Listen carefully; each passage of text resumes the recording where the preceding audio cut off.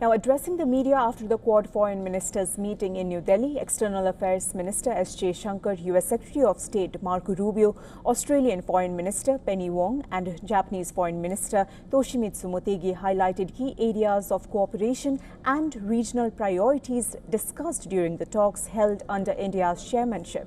External Affairs Minister S. Jaishankar said the four democratic nations continue to deepen cooperation across sectors, including business, healthcare and digital technology, contributing to innovation, prosperity and regional stability.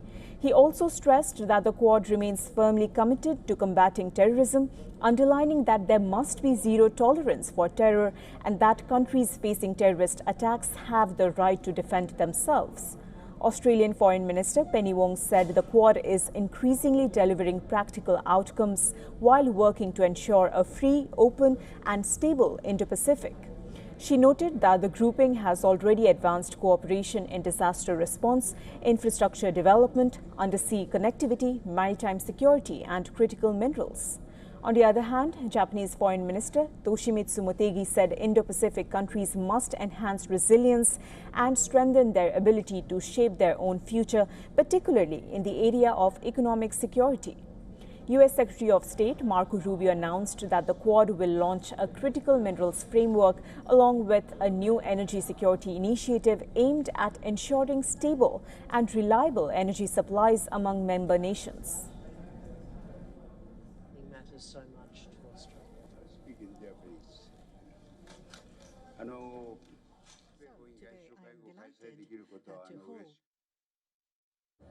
We spent some time on the question of safe and unimpeded maritime commerce and reaffirmed the significance of scrupulously observing international law. Our four nations are also market economies. We believe strongly that economic resilience should be promoted, that supply chains should be strengthened, trusted and secure technologies diffused, and production capacities enhanced. Our deliberations touched on the current energy and fertilizer availability, as well as that of critical minerals and resources. The goal is to intensify cooperation among ourselves, while also assisting others. As democratic nations, we also devoted attention to countering the common threat of terrorism. There must be zero tolerance for terrorism, and nations subject to terrorist attacks have the right to defend themselves. On the issue of maritime security, there are two big announcements. The first is the launch of the Indo-Pacific Maritime Surveillance Corporation Initiative, which is going to leverage each of our country's maritime surveillance capabilities in the Indo-Pacific to enhance information sharing. Related to that, of course, is also the expansion of the Indo-Pacific Maritime Domain Awareness Initiative, which provides and can provide near real-time commercial maritime domain awareness data to countries throughout the Indo-Pacific. And last, I also want to thank India for committing to hosting the next iteration of the Quad at Sea mission, which brings together our respective Coast Guards together in one place on one ship. The Quad is today taking forward a number of new initiatives, an energy security initiative, and of course our continued work on critical minerals, because we understand that secure and reliable supply chains are a precondition to economic and strategic stability. We are also today announcing the strongest ever commitment from the Quad to the Pacific through the Quad Ports of the Future Partnership, where we are launching a pilot for port infrastructure in Fiji. We are also working together to strengthen cooperation against scam centres, particularly in Southeast Asia, building law enforcement capacity and deepening cyber cooperation.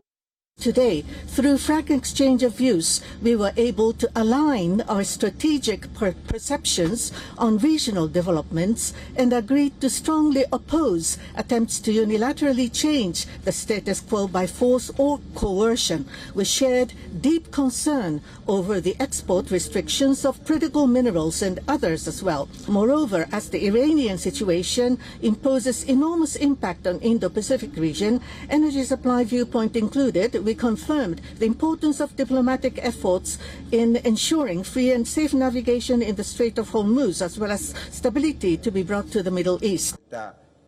The Energy Security Initiative to secure stable supply of energy in the Indo-Pacific region is a timely initiative. Well, we just heard the foreign ministers from the Quad meet, but for more details, WION's Assistant Editor of Foreign Affairs, Siddhant Sibal, has sent us this report from the venue.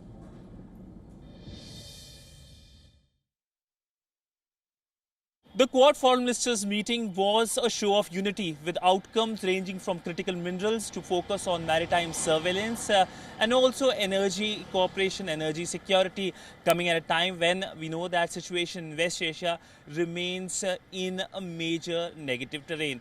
But there are questions. The big question is when the summit will happen. There was no summit last year, and so far there is no word as to when the summit will happen this year in India.